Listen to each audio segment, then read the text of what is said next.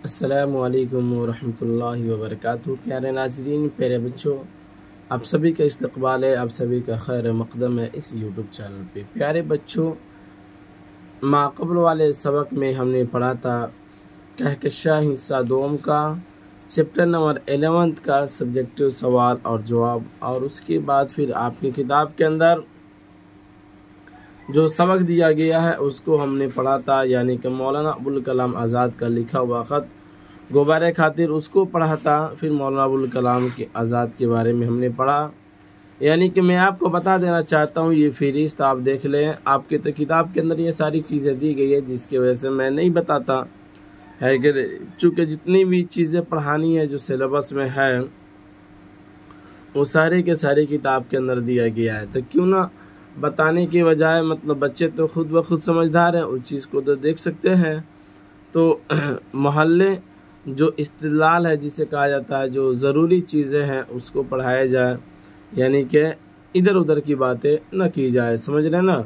तो अब तक अभी आपने माक़बल में पढ़ा, मज़मून के बारे में पढ़ा, फिर उसके बाद इंशाइया, फिर ख़त, दस्तान, नावी, दस्तान, अफसाना, खतूत, इन तमाम मराहिल को पढ़ने के बाद अब यहाँ से शुरू होगा क्लास 12 का ये कहकशां हिस्सा दोम का जो है। अब यहाँ से हिस्से नज़म को शुरू किया जाएगा। किसको शुरू किया जाएगा?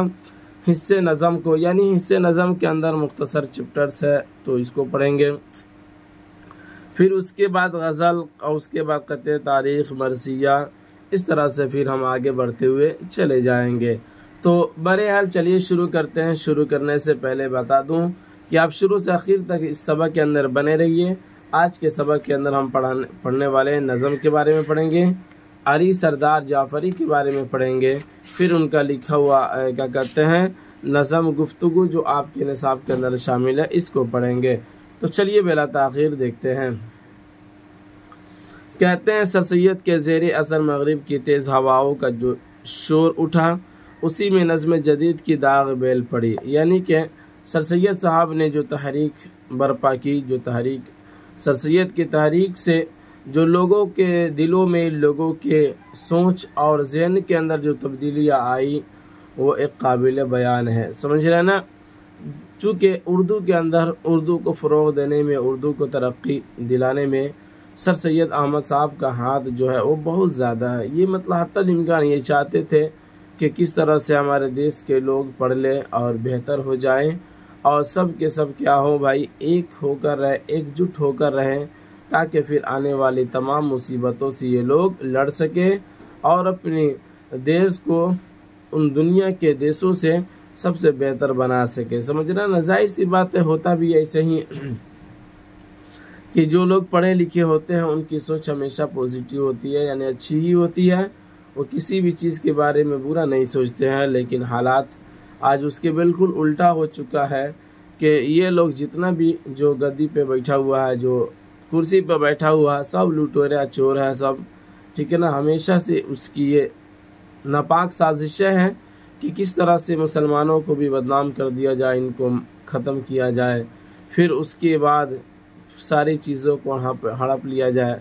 तो ये उनकी गंदी सोचें हैं।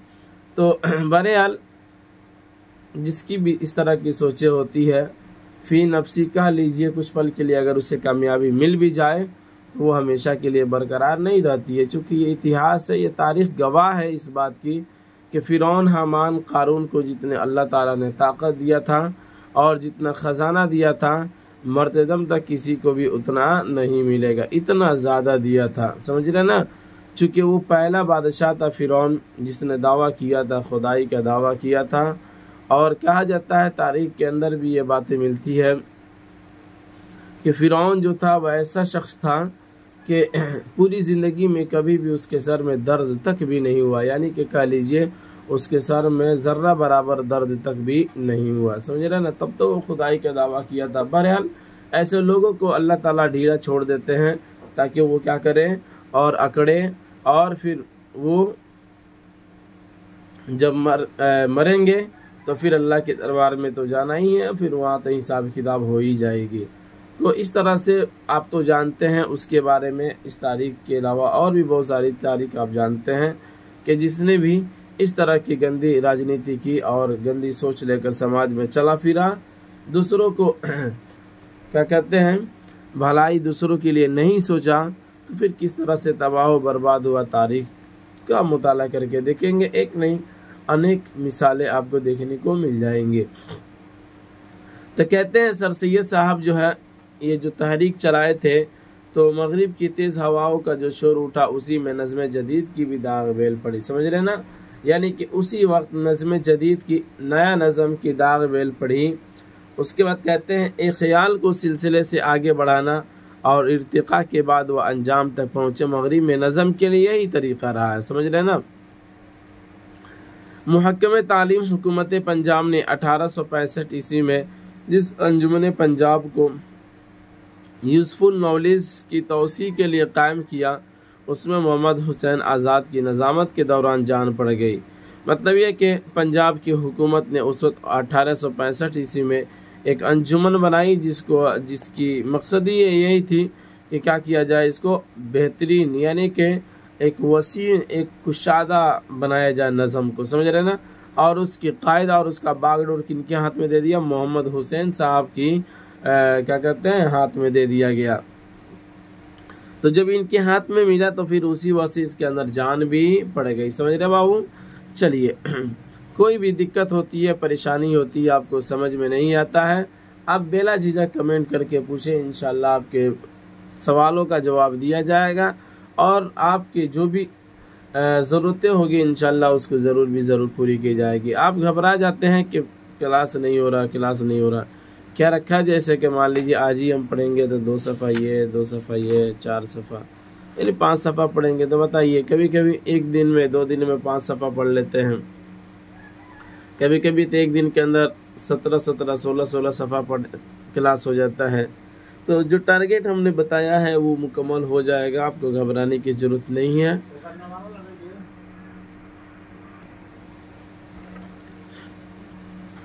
1867 ईस्वी में उन्होंने तालीम और शेर व अदब के मौज़ूआत पर 23 लेक्चर दिए। ख़ास तौर से 5 अगस्त 1867 और 19 अप्रैल 1874 ईस्वी को मोहम्मद हुसैन आज़ाद ने जो खुतबात दिए वो उर्दू की जदीद नज़म की तारीख़ में आइन के तौर पर मुसल्लम है। यहीं से नज़्म जदीद का सिलसिला शुरू हुआ और चराग से चराग जलते चले गए। मतलब ये कह लीजिए कि मोहम्मद हुसैन आज़ाद ने जो खुतबात दिए थे और उर्दू नज़म की जो जदीद नज़म की तारीख़ में आइन के तौर पर ये क्या है मुसल्लम है। कौन, जो खुतबात इन्होंने दिए थे। समझ रहे हैं। और फिर यहीं से क्या हुआ कि नज़म जो है वो तरक्की करता चला गया और रोज़ बरोज़ वो बढ़ता हुआ चला गया। समझ रहे हैं। चलिए आगे कहते हैं अंजुमन पंजाब से माक़बल सरमाए का जायज़ा लेने पर पता चलता है कि जैसी नज़्म हाली और आज़ाद ने पेश की वैसी तख्लीक़ात उर्दू में पहले से मौजूद थी, जिन्हें नज़म की तारीख़ का हिस्सा नहीं मानना कुताह नज़री और बेइंसाफ़ी है। मतलब ये कह लीजिए कि हाली साहब और आज़ाद साहब ने जैसी जैसी नज़में पेश की, आज़ाद नज़में पेश की है, तो ये तो पहले से ही मौजूद थी, लेकिन क्या है कि तारीख़ के अंदर यूँ कहा गया कि वो नज़म नहीं है, नज़म की तारीख़ का हिस्सा उसको नहीं माना गया, उसको नहीं बताया गया। तो साहिब किताब लिखते हैं कि ये गलत बात है, बेइंसाफ़ी की बात है। दकीन में कुली कुतुब शाह ने जो मौज़ूआती नज़में कहीं उन्हें आखिर नज़म की तारीख़ से क्यों हटाया जाए। फ़ाइज़ के दीवान में मेला पंगट और त्योहारों के साथ कुदरती मनाजिर पर जो नज़में मौजूद हैं उन्हें उर्दू नज़म की तारीख़ में अलक़त नहीं किया जा सकता। मतलब ये कह लीजिए फ़ाइज़ के दीवान में मेला पंगट और त्योहारों के साथ कुदरती मनाजिर, ये इसके ऊपर जो नज़में मौजूद है ना, तो इसे उर्दू नज़म की तारीख़ से अलक़त नहीं किया जा सकता, मतलब काटा नहीं जा सकता है।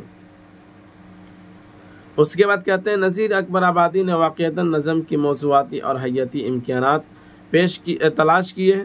कोई दूसरा ऐसा नज़म निगार सामने नहीं आ सका जिसके पास कायनात और ज़िंदगी का इतना गहरा और वसी तनाजुर मौजूद हो। अवामी रुझान और तहज़ीब व सक़ाफ़त की निरंगियों को अपनी नज़म गोई का हिस्सा बनाकर नज़ीर ने वो कारनामा अंजाम दिया जिसकी कोई दूसरी मिसाल उर्दू में नहीं मिलती है। यानी कि यूँ कह लीजिए कि नज़म निगारी की दुनिया, नज़म निगारी के अंदर चढ़ बढ़कर हिस्सा लेने लिए कौन? नज़ीर अकबर आबादी साहब, समझ रहे ना। तो उसके बाद और ये जो कारनामे जो इसके अंदर नज़म गोई के अंदर जो कारनामे अंजाम दिए वो ऐसा अंजाम दिए, मतलब यूँ कह लीजिए इसके अंदर के दाता इन्हीं को बना दिया गया, यूँ समझ लीजिए, है कि नहीं। इनकी कोई दूसरी मिसाल मिलती ही नहीं। मतलब क्या हुआ कि ये क्या कहते हैं कि ऐसा शख्स बने इस नज़म निगारी का कि जिन्हें कभी भी तारीख भुला नहीं सकती। उसके बाद कहते हैं 19 अप्रैल 1874 ईस्वी को मोहम्मद हसन आज़ाद ने जदीद शायरी के मौजू पर जो लेक्चर दिया उसी के साथ अपनी एक नज़म शब कदर भी पेश की। आम तौर पर उसी तख्लीक को उर्दू की पहली जदीद नज़म करार दिया जाता है। किसकी? शब कदर को उर्दू नज़म की पहली नज़म करार दिया जाता है। कब? पहली जदीद नज़म। एक याद रखिएगा, जदीद नज़म एक होता है सिंपल सा नज़म और एक होता है जदीद नज़म। तो जदीद नज़म करार दिया जाता है। 30 मई के मुनाज़मे में हाली की बरखारुत और आज़ाद की नज़म अब्रे करम सामने आई। आइंदा मनाजिमों में हाली मोहम्मद हुसैन आज़ाद और इस्माइल मेरेठी ने लगातार नज़में पेश की। इसी से उनके दिगर हम असरों में नज़म गोई का रुझान पैदा हुआ। डिप्टी नज़ीर अहमद शिबली, नोमानी, अब्दुल हलीम शरर और अकबर इलाहाबादी ने इस सिर्फ में अपनी सलाहियतों का इस्तेमाल करके नज़म गोई के सिलसिले को आगे बढ़ाया। समझ रहे ना। यानी इस तरह से बाकी लोग आते चले गए और इसके अंदर जुड़े, और जब जुड़े तो फिर क्या हुआ कि नज़म निगारी का सिलसिला जो है वो आगे बढ़ता हुआ चला गया। अगला आगे बयान करते हैं। 20वीं सदी में इकबाल, चकबिस्त और नज़म तिबाई ने नज़म गोई की तरफ पूरी तवज्जो की। नज़ीर अकबर आबादी के बाद इकबाल उर्दू नज़म के दूसरे शायर, अजीम शायर हैं। यानी कि नज़ीर अकबर आबादी के बाद उर्दू नज़म के सबसे बड़े अगर शायर माना जाता है तो किनको? इकबाल को दूसरा शायर माना जाता है, दूसरे अजीम शायर माना जाता है। इकबाल ने भी हैयत और मौजू दोनों की सतह पर बहुत वाज़ेह तब्दीलियाँ की। इकबाल के बाद ही ये मुमकिन हो सका कि नज़मों के ज़रिए आलिमाना मौज़ूआत को आज़माने का एक सिलसिला कायम हुआ। माबाद अहद इकबाल की तारीख़ तरक्की पसंद तारीख और हल्के अरबाब ज़ौक़ की मरहून मन्नत है। क्या कहा बाबू? कि आलिमाना मौज़ूआत को आज़माने का एक सिलसिला कायम हुआ। कब? इकबाल के बाद ही ये मुमकिन हो सका कि नज़मों के ज़रिए आलिमाना के मतलब ये हुआ यानी कि जो इल्मी मज़ामीन, जिस तरह से आप पढ़े हैं कि मज़ामीन जो होता है वह कई तरह का होता है। इल्मी मज़ामीन होता है, साइंसी मज़ामीन होता है, यानी जिस मज़मून के अंदर साइंस के मुतालिक बातें की गई हो, मुकम्मल किसी एक चैप्टर पर बहस की गई हो तो उसको साइंसी मज़मून कहा जाता है। और इल्मी मज़ामीन वगैरह जिसमें इल्म की बातें की गई हो तो उसे इल्मी मज़ामीन कहते हैं, जैसा कि आप मज़मून के बहस में भी पढ़े हैं माक़बल में। तो ये जो आए इकबाल साहब जब नज़म निगारी की दुनिया में अपना कदम रखे तो फिर हुआ यूँ कि ये पता चला, इन्होंने आकर ये इस तरह से काम की उसके अंदर कि लोगों को ये बतलाया कि फिर ये इल्मी क्या कहते हैं इल्मी नज़म है और फिर ये इल्मी नज़म नहीं है। गोया कि इल्मी नज़म कैसी होनी चाहिए वो किन के ज़रिए पता चला? इकबाल साहब ही के आने के बाद पता चला। समझ रहे हैं। कहते हैं आगे बढ़ते हैं। माबाद अहद इकबाल के माबाद यानी उसके बाद, ठीक है, कि तारीख तरक्की पसंद तारीख और हल्के अरबाब की ज़ौक़ की मरहून मन्नत। इकबाल के ज़माने में खुशमलिह आबादी ने कौमी तारीख से तरगीब पाकर मुल्क के समाजी और सियासी मसलों पर नज़म गोई की इब्तिदा कर दी थी। ये लोग जोशमलिह आबादी और भी बहुत सारे लोग थे। जोश के हम असरों में फ़िराक़ ने मुख्तसर तादाद में नज़में कही। गज़ल ज़दा माहौल में अख्तर शिरानी ने रूमानी नज़मों की तरफ तवज्जो की। 1936 ईस्वी में तरक्की पसंद तहरीक के आगाज़ के साथ जहाँ शेर व अदब की बुनियादी ज़मीन में वाज़ेह तब्दीलियाँ रोनुमा हुई। किसके अंदर? शेर व अदब की बुनियाद के अंदर कह लीजिए, यानी शेर व अदब की जो बुनियादें पड़ी, जो उसके अंदर तब्दीलियाँ आई वहीं उर्दू नज़म ने भी एक नई करवट ली। कब? 1936 ईस्वी के अंदर। समझ रहे हैं? कब करवट ली थी? 1936 ईस्वी के अंदर। और 11th क्लास के अंदर आपने देखा होगा कहकशा हिस्सा क्या कहते हैं दरख्शा हिस्सा 2 के अंदर दूसरे चैप्टर जहाँ से शुरू होता है, यानी कि अफसाना के बारे में भी कुछ बताया गया, ठीक है ना। और आगे भी जहाँ पे क्या कहते हैं ये बयान किया गया है कि नज़म क्या है, तो वहाँ पे भी कुछ नज़म के बारे में बताया गया है। उसके बाद कहते हैं वहीं उर्दू नज़म ने भी एक नई करवट ली। उसी ज़माने में आज़ाद नज़म और नज़्म मुर्रा की सबसे ज़्यादा तरक्की हुई। आज़ाद नज़म और नज़्म मुर्रा, ये कौन कौन सा नज़म होता है ये आपको आगे पता चलेगा। समझ रहे ना कि आज़ाद नज़म क्या होता है और नज़्म मुर्रा क्या होता है।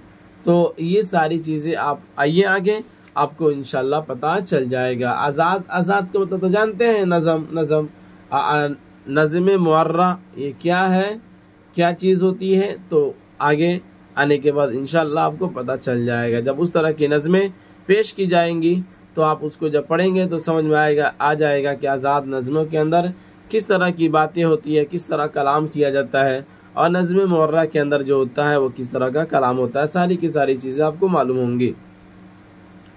कहते हैं नज़में भी जो मकबूल होने लगी, फैज़ अहमद फैज़, मखदूम महिउद्दीन, मजाज अली, सरदार जाफ़री, जमील मजहरी, जान निसार अख्तर कैफी आज़म, वामिक जौनपुरी, सिकंदर अली वजद ऐसे शोरा है जिन्होंने तरक्की पसंद नज़म गोई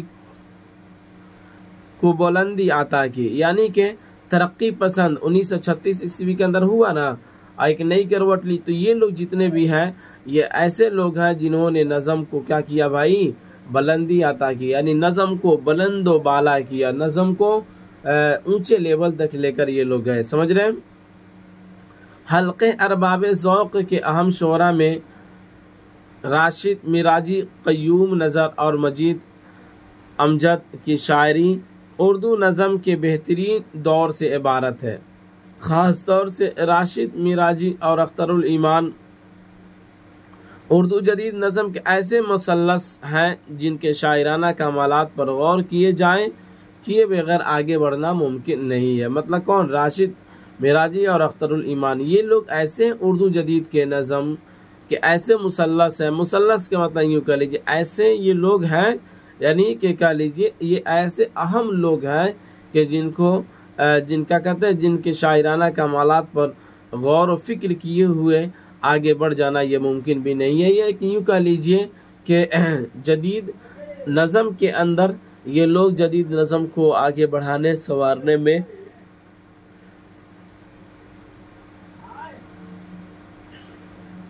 इनका जो हाथ रहा वो और इनका रोल जो रहा वो काफ़ी ज़्यादा अहम रहा, काफ़ी ज़्यादा रहा। ठीक है ना। आगे कहते हैं बाबू जदीदियों के ज़माने में नसरी नज़म को इलाहदा का कहा, इलाहदा सिंफ की हैसियत से जगह मिली। वज़ीर आगा शहरयार इफ्तिखार आरिफ, मोहम्मद उलवी निदा फाजिली, काजी सलीम बाक़िर मेहदी को नज़म निगार की हैसियत से उस अहद में शनाख्त हासिल हुई। शायरात का एक बड़ा काफ़िला भी जदीदियत के ज़माने में सामने आया। शफीक फ़ातिमा शोरा, जाहिदा जैदी, साजिदा जैदी, कुशूर नाइद, फहमीदा रियाज और परवीन शाकिर इसी ज़माने की पैदावार है।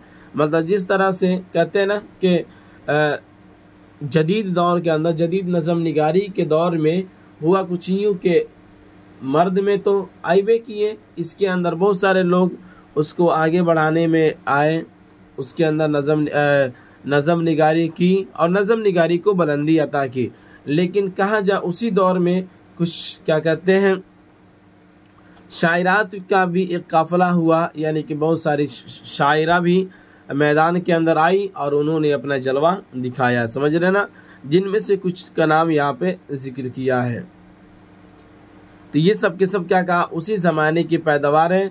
मतलब जब जदीद नज़म निगारी का दौर चल रहा था तो उसी ज़माने में ये लोग भी शायरों क्या कहते हैं शायरी के अंदर ये कदम रखी और नज़म निगारी के दुनिया में अपना कदम रखती है।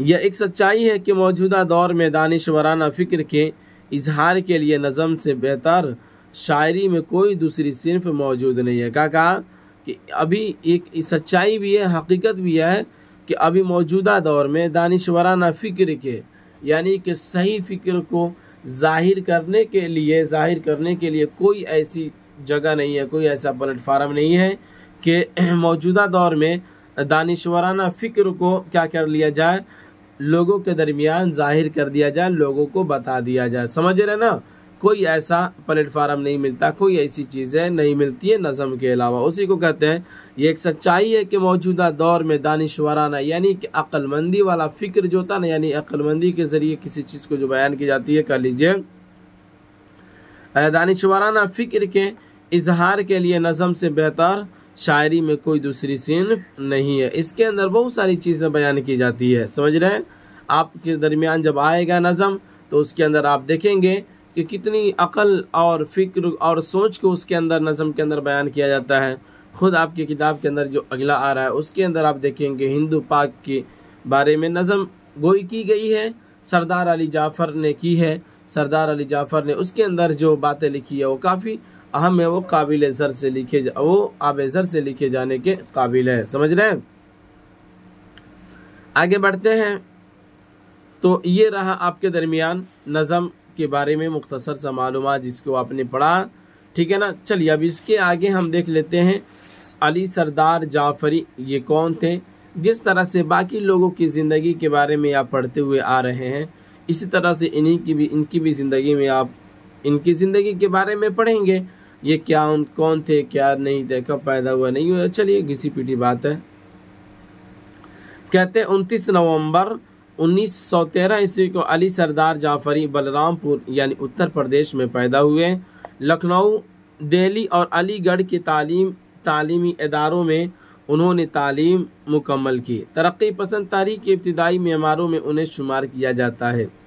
आज़ादी के बाद जब सज्जाद ज़हीर पाकिस्तान चले गए, सज्जाद ज़हीर पाकिस्तान चले गए, तब उन्हें अंजुमन तरक्की पसंद मुसन्निफीन का जनरल सेक्रेटरी बना दिया गया। बाद में उसके तर्जुमान नया अदब के मुदीर भी हुए। काफ़ी अरसा बाद उन्होंने गुफ्तगू नाम से एक रिसाला निकाला जिसका ज़ख़ीम तरक़ीब अदबी नंबर बहुत मशहूर हुआ। यानी कि ये क्या कहते हैं, इन्होंने एक गुफ्तगू नाम से एक रिसाला निकाला, रिसाला एक जारी किया। समझ रहे ना। अरे आज ना भाई साहब ये आपको देखने को मिलता है, ये क्या कहते हैं ख़बर वगैरह और इस तरह का अखबारात वगैरह मिल जाता है। पहले ज़माने में ये सारी चीज़ें तो नहीं होती थी, रिसाला वगैरह होता था यानी अखबारी की शक्ल में हुआ करती थी, ठीक है ना। उसके अंदर बहुत सारी बातें लिखी जाती थी ज़माने के हिसाब से, माहौल के हिसाब से। फिर उसके बाद ज़माने में होने वाली तब्दीलियों के बारे में लिखा जाता था। तो उस वक्त कहते हैं गुफ्तगू नाम से एक रिसाला निकाला जिसका ज़ख़ीम यानी कह लीजिए जिसका मवाद और जिसका ज़ख़ीरा तरक्की पसंद अदबी नंबर बहुत मशहूर हुआ। यानी कि वो जो रिसाला निकाले थे ना वो काफ़ी ज़्यादा मशहूर हुआ, मकबूल हुआ, लोगों के दरमियान काफ़ी ज़्यादा पसंद आई। समझ रहे हैं। और फिर यहाँ उनके बारे में भी बताया गया कि तरक्की पसंद मुसन्निफीन जो थे इनको जनरल सेक्रेटरी बना दिया गया। समझ रहे हैं ना, जब ये पाकिस्तान चले गए थे। तो आगे बयान करते हैं, सरदार जाफ़री ने अपनी अदबी ज़िंदगी अफसाना निगारी से शुरू की। 1938 ईस्वी में उनके अफसानों का मजमुआ मंजिल शाये हुआ। मंजिल शाये हुआ। फिर वो शायरी की तरफ मुतवज्जह हो गए। परवाज़ 1943 ईस्वी, खून की लकीर 1949 ईस्वी, पत्थर की दीवार 1953 ईस्वी, एक ख्वाब और 1964 ईस्वी, पैरान 1965 ईस्वी और लहू पुकारता 1978 ईस्वी इनके अहम शेरी मजमूए हैं। ये जितना नाम जो जिक्र किया गया है ये सब के सब क्या है, इनके शेरी मजमूए हैं। समझ रहे हैं। उसके बाद कहते हैं एशिया जाग उठा 1951 ईस्वी में इन्होंने एक शेरी मजमूआ लिखा। और नई दुनिया को सलाम 1964 ईस्वी उनकी तवील नज़में हैं जिनसे नहीं यहाँ जो है एशिया जाग उठा ये सब के सब क्या बाबू नज़म है। अब तक तो यहाँ ये क्या था, इनका शायरी मजमूआ था, लेकिन ये इनका नज़में है और तवील नज़म है। उसके अंदर बहुत लंबी चौड़ी बहस की है इन्होंने। जिनसे सरदार जाफरी के तजर्बाती जहन का पता चलता है। शायरी में जाफरी ने पाबंद और आज़ाद नज़मों दोनों तरह की नज़में कहीं, लेकिन आज़ाद नज़म का सांचा उन्हें ज़्यादा मरगूब है और इस हैयत में उन्होंने बेहतरीन शायरी का सरमाया यादगार छोड़ा है। समझ रहे ना, मतलब ये कहते हैं कि सरदार अली साहब जो है वो आज़ाद नज़में इन्हें ज़्यादा पसंद है और इसी के अंदर इन्होंने अपना एक क्या बनाया है, एक यादगार छोड़ा है। समझ रहे हैं, आगे बढ़ते हैं। कहते हैं सरदार जाफरी लगातार तनकीदी मज़ामीन लिखते रहे। देखिए यहाँ पे तनकीद के भी मैदान में ये रहे, सिर्फ शायर और नज़म ही के अंदर नहीं रहे, गज़ल ही के अंदर नहीं रहे, बल्कि तनकीद के मैदान में भी इन्होंने काफ़ी क्या कहते हैं, तनकीद के मैदान में भी ये कूदे और वहाँ भी कामयाब रहे। तरक्की पसंद तहरीक के ज़माने में तरक्की पसंद अदब 1953 ईस्वी के उन्वान से उन्होंने एक किताब लिखी थी। बाद में ये सिलसिला आगे बढ़ा। लखनऊ की 5 रातें 1965 ईस्वी में, इकबाल सनाशी पैगम्बरान सुख्न 1970 ईस्वी, उनकी मशहूर तनकीदी किताबें हैं। तनकीद के ये तनकीदी किताबें हैं जो यहाँ पर जिक्र की गई। और तनकीद क्या चीज़ें होती है तो आपको तो पहले भी बताया जा चुका है और आपने पढ़ा भी है कि तनकीद क्या चीज़ें होती है, 10th के अंदर भी आपने पढ़ा है, ठीक है ना। लेकिन मैं आपको बता देना, यहाँ भी थोड़ा सा उसका झलक दिखा देना चाहता हूँ। तनकीद के अंदर आप यूँ समझ लीजिए, तनकीद वही बंदा कर सकता है जिसके अंदर इल्म जो है वो काफ़ी ज़्यादा हो, जिसके पास इल्म और जिसके पास सलाहियत ज़्यादा होना, वही तनकीदी मैदान में आ सकता है, वरना सबकी बस की बात नहीं होती है। समझ रहे ना, छोटे पढ़े लिखे लोगों की बस की बात नहीं है, चूँकि तनकीद का मतलब होता है जांच परख। क्या होता है? जांच परख। तो जाहिर सी बात है, आप का लेवल और आपकी तालीम और आपके एजुकेशन सबसे बेहतर और सबसे आला पैमाने पर रहेगा, तभी जाकर फिर आप किसी के कलाम के अंदर होने वाली कमी बेसियों को देखकर उसे सुधार सकते हैं और उसकी सही तलकीन आप कर सकते हो, वरना तो फिर बस की बात नहीं है। आगे बात समझ में? तो जाहिर सी बात है, ये लोग काफ़ी ज़्यादा पढ़े लिखे थे, जैसा कि अभी आपने ऊपर में पढ़ा। लखनऊ, दिल्ली और अलीगढ़ से तालीमी इदारों से इन्होंने तालीम मुकम्मल की। समझ रहे हैं ना, ये काफ़ी आला पैमाने पे ये तालीम हासिल किए थे। कहाँ तक तालीम हासिल किए, यहाँ पे उसका बाबू जिक्र नहीं किया गया। समझ रहे हैं? तो बहरहाल जब जिक्र नहीं किया गया तो आउट ऑफ सिलेबस है, तो उसे बहस करने की भी ज़रूरत नहीं है। आउट ऑफ सिलेबस हमसे थोड़ी ना पूछा जाएगा, ठीक है ना। बाकी और भी चीज़ें चाहिए तो आप सर्च कीजिए, सर्च करके फिर अपने मालूमात में इजाफा कीजिए। आरी बात समझ में? चलिए आगे कहते हैं। गालिब, कबीर और मीर के कलाम की उर्दू और हिंदी में अलग अलग जिल्दों में इशाअत की और उनके फ़न के ताल्लुक़ से भरपूर मुक़द्दमे भी लिखे। मीर अनीस पर भी सरदार जाफरी का मज़मून अहमियत का हामिल है। यानी मीर जाफरी पर इन्होंने एक क्या लिखा है, एक मज़मून लिखा है और वो मज़मून को काफ़ी ज़्यादा सराहा गया और काफ़ी ज़्यादा उसकी तारीफ़ भी की गई। सरदार जाफरी हिंदुस्तान और एशिया में तरक्की पसंद अदबियों के नुमाइंदा के तौर पर शनाख्त रखते थे। उनकी शख्सियत तरक्की पसंद में बाक़ियात सालिहात की थी। 1 अगस्त 2000 ईस्वी को उनका इंतकाल हुआ। उन्हें पद्म भूषण श्री 1967 ईस्वी भारतीय पीठ और इकबाल सम्मान जैसे अहम अवार्ड्स भी हासिल हुए। मतलब बहुत सारे अवार्ड इनको दिया गया, इनामात के तौर पर बहुत सारी चीज़ें इनको अवार्ड दिया गया, इनको इनाम से नवाजा गया। समझ रहे ना, इनके कारनामे को देखकर और इनके क्या कहते हैं बेहतरीन कारनामे को, बेहतरीन इनके इल्मी सलाहियत को देखते हुए इनको पद्म भूषण पद्म श्री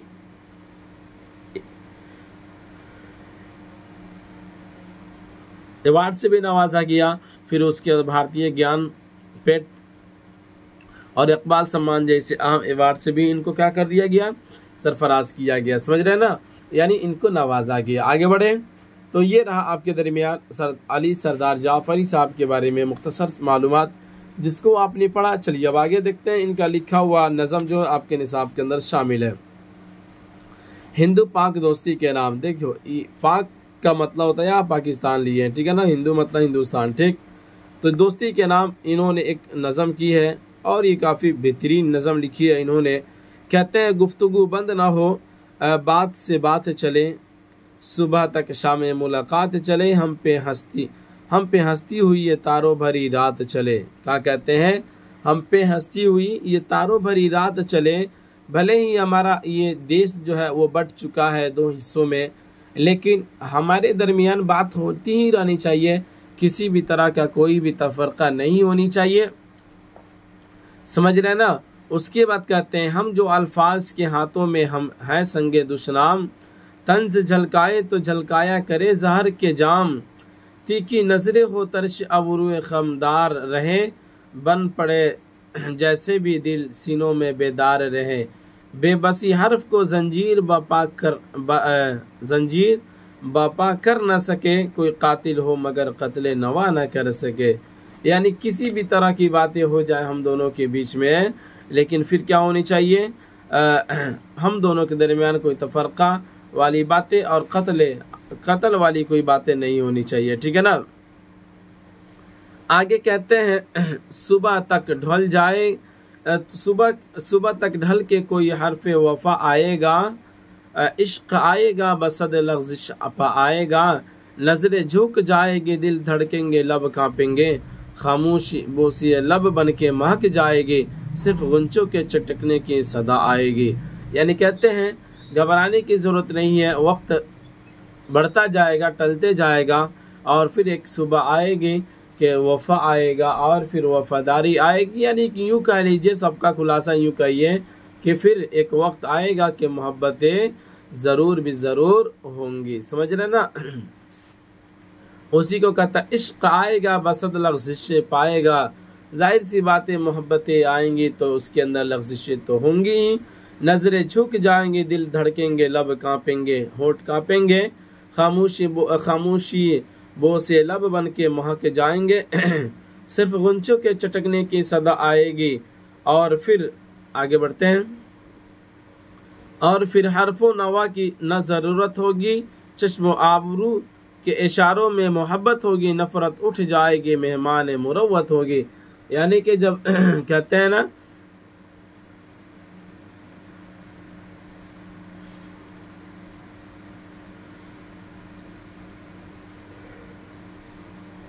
क्या कहा कि हरफो नवा की न ज़रूरत होगी, यानी कि कोई भी आवाज़ की ज़रूरत ना होगी, चश्मे आबरू के इशारों में मोहब्बत होगी। यानी देखते हैं ना कि दो मोहब्बत करने वाले कैसे होते हैं, वो इशारतन ही बयान कर लेते हैं। एक किताब है, फारसी का एक किताब है, उसके अंदर हम लोगों को पढ़ने को मिला था